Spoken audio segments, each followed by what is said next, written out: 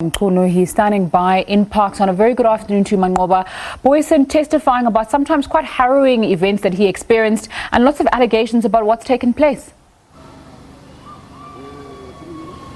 Well, Nzinga, let me start here, of course, with Booysen now describing the time when the former acting Hawks head, Berning Ntlemeza, was appointed within the fold in 2014, describing how all hell had broken loose when Ntlemeza was appointed, of course, saying that he had faced difficult times, describing the difficult times he had faced when Ntlemeza took office. He says that the first thing that he did 6 days after his appointment was that he called Booysens into a meeting. And he says this was on the 1st of January, on New Year's Day, which he says was very unusual because he says in his 40-year career as a police, this has never happened for a senior police officials to be called to work on a public holiday. So he says this he found very strange.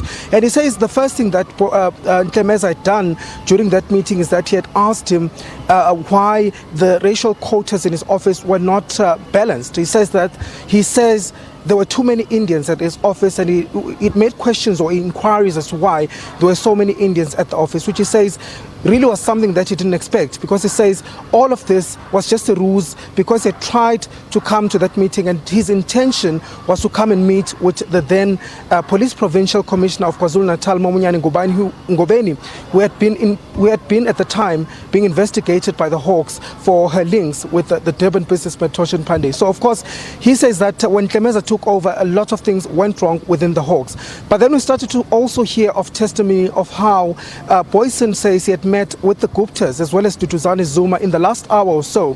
Booysen going to detail about how a mutual friend had called him, setting up a meeting with Duduzane Zuma about an investigation that the Hawks were investigating at the time, involving alleged fraud of Duduzane Zuma by an unknown white male who he had gone into a business venture with over online betting. And of course he says that on several occasions he had met Duduzane Zuma, and one of those occasions he says Duduzane Zuma had then taken him to the houses of the Gupta in Saxon Road, and he says that's where he then was introduced to Mr. Tony Gupta, who subsequently then questioned him about his appointment. You recall that General Booysens was among those who was shortlisted to be appointed as the National Hawks head in 2015, and of course he says just a few days before that appointment, or before the interviews took place, he was called at the Gupta's compound in Saxon Road, where Mr. Tony Gupta had said that if he does indeed become the head of the Hawks, he would like to have supper with him in KwaZulu-Natal. So he says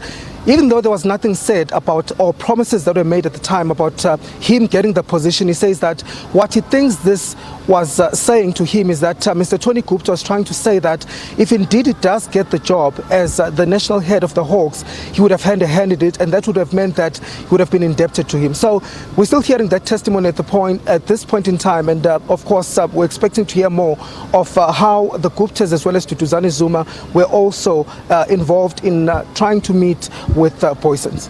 Manqoba Mchunu giving us an update there from the Commission of Inquiry into allegations of state capture that's taking place in Parktown.